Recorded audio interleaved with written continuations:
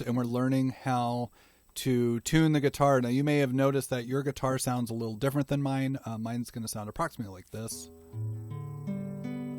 But some of your strings might be like super out of whack, and it has to do with the tuning machines up top. So,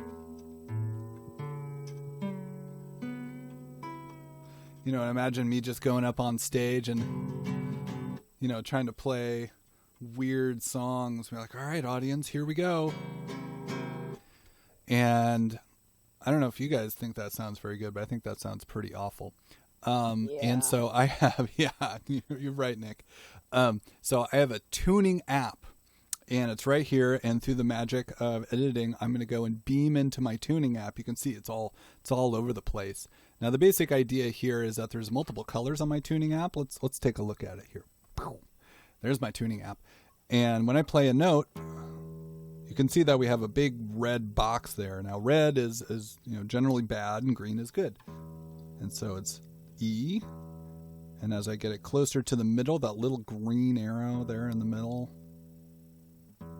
Ooh, yeah. That's what we want. We want right there in the middle. What do you think, Nick? Is that pretty good? Yeah. Okay. Now, for those of you who have been practicing at home, I've been reminding you guys constantly to remind yourself about the names of the strings. So this one should be E, then A, then D, then G, then B, then E. And it's all over the place. It's all over the place. So I'm going to go ahead and I'm going to turn on my little side camera over here so you guys can see what I'm up to. Okay, now let's talk about which tuning peg goes to which string. If you ever forget this, you can always just play the follow game. So you're like, okay, I'm playing the low E string, which is right here, and then you have to go and follow the string. Just jump over the nut and follow it down to the tuning machine. Now, as you're playing that low E, reminder that your thumb's on the low E, there's going to be one direction that's going to make it go higher. You can even see it happening on my tuner right here. Oops, I actually went up to F. F is a note too high. Okay, I'm trying to get it right in the middle of there. The second one is going to be A. Okay, so I'm going to be on the second one right here. I'm going to take my finger. I'm going to follow it. Okay, so it's on the top row in the middle. Okay, one's going to go up. One way is going to go down. I'm trying to make that note A, and I'm looking at my tuner, and I'm trying to make it go right in the middle. Right in the middle. Now, one thing that might happen, if you tighten up your string too much, it may say the wrong letter. So if I go up to B, like B flat there, like, hey, I got it right, but it's the wrong letter, so that's not going to work. We have to make sure that it's an A. So it's very important to keep an eye on that you are playing the correct letters. Okay, the third letter is D. Okay, I'm going to take my string here, D, and I'm going to follow it up. Okay, it's on the top row, the farthest one. Same deal. Remember the way to go up, the twisting way to go up, and the twisting way to go down. Oops. Now, Nick, does that look correct to you? There's something wrong with it. Let's see if you can figure it out. Look at the top there.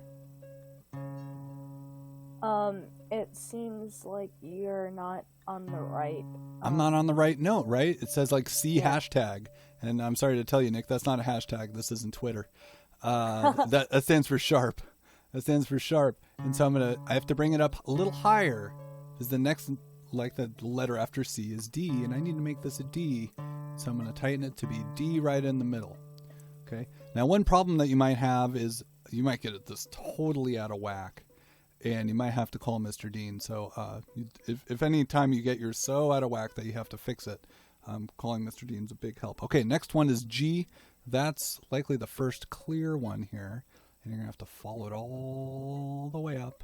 It's the farthest one on the bottom. Now, when you switch over here, it's also going to switch directions too. So you have to be really, really mindful to keep the direction going. So always pluck while you tune. There it is, G. Next one is B. That one's a little high. It's called sharp. Okay, so I'm trying to make that a B. Man, I'm getting notifications. And then I'm going to go up to my top E. Oh no, I accidentally grabbed the wrong tuning peg. Follow it on up. And the last one is E, so I'm going to follow all that one all the way over here. Right there. And then this is my E.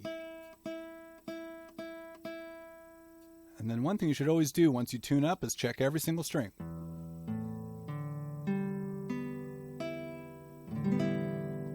Hey, that sounds good. Sometimes you might end up with one that's a little out of whack. And in that case, you either start again and just double check each letter. E, A, D, G, B, and E. Now, if you know a little bit of piano, these notes, you can even like play them on the piano, and it helps if you know where a D is on the piano. You can play it there, and then I can play it here. And notice that the pitch is the same. So little tricks like that are helpful. And I wish you guys the best of luck. This is something that's going to probably take a daily practice. Tune up your guitar. You might have to spend as much as 5 or even 10 minutes just tuning up your guitar. And if you're going to be practicing for 10 minutes, that's like half the time, Nick. You have to be really careful that tuning doesn't take over your guitar time. All right, guys, this is the end of the video. But remember, if you get your guitar super out of whack, like email Mr. Dean or hop back on the call with Mr. Dean if it's during class time, and I will definitely help you tune your guitar.